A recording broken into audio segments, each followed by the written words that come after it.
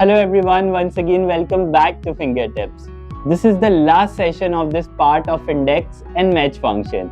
In this session, we will see how we can use it by combining it, as it becomes very powerful after combining.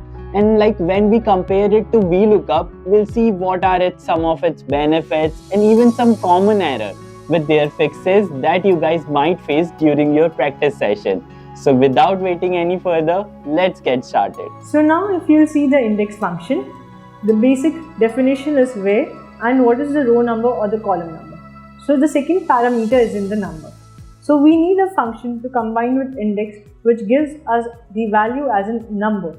So it can be count a function or row and column function, but it works in harmony with match function. So let's see how to use it combinedly. I'll write it over here. If I want the ID is 103 and I want to know what is annual income, by using index in match, it will be equals to index tab, select the array, that is the resultant range, annual income, and you want to use it with match. So instead of providing the row number directly, we are taking the lookup value from here, and the lookup array is this and 0, and close the bracket.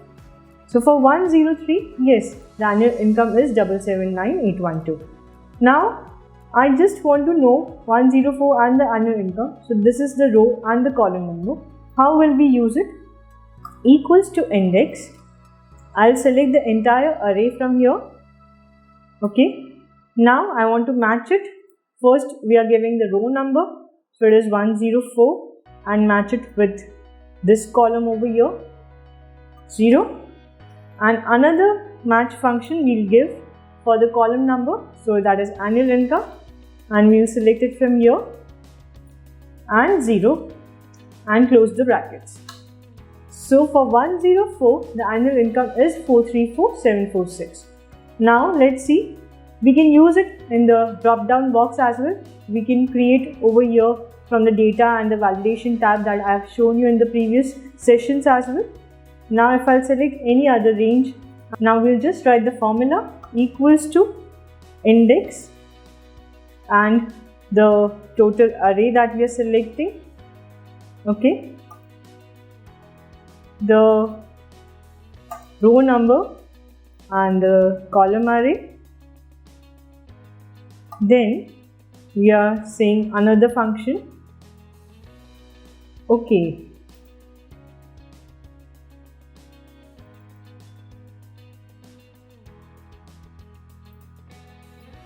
then one more time we are matching it with column, so lookup value and 0. So now you can see for 105 the designation is data engineer. If I change it to the name, so you'll see for 105 the name is Mark, so it can work with drop down list easily. Now let me show you the benefits of it compared to VLOOKUP. It can go from right to left. If I know the annual income, how can I check the name for that? If it is going for right to left, you can see I have used this formula. So index, it will be for this range first, which is the return range I want, and match it with the annual income over here. Let me write it again for you, equals to index, this range over here, comma, match it with the lookup value and the lookup array over here, 0, close the brackets. So you'll see 779,612 is owned by Martin over here. But if you see the lookup function if we use, and if I want to go from right to left, you'll see it will give me an error. So it goes from right to left. Secondly, it specifies single column that contains the return value. So I can just use the single array that you have seen in the formula. In VLOOKUP, we have to mention the entire array.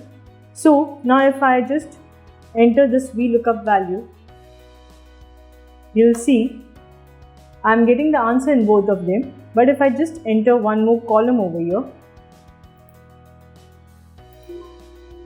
how do we do it? Insert the column from here.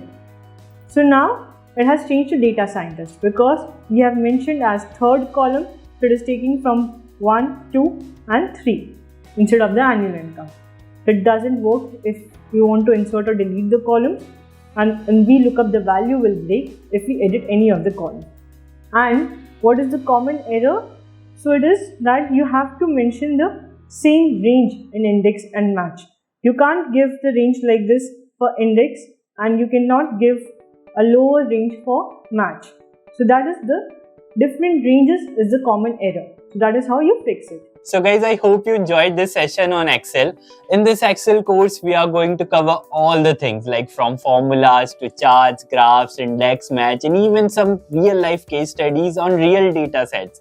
I hope you guys will feel more confident on your Excel skills after this. But remember, practice makes you the perfect. So don't hesitate at all to try out what you have learned. Also, if you want to excel in your career too, then you can check out our Data Science Pro program by clicking on the link given in the description below. Thank you for watching this video. If you have any question or if there is a specific Excel topic you'd like us to cover in the future videos, drop a comment below. Till then, happy learning.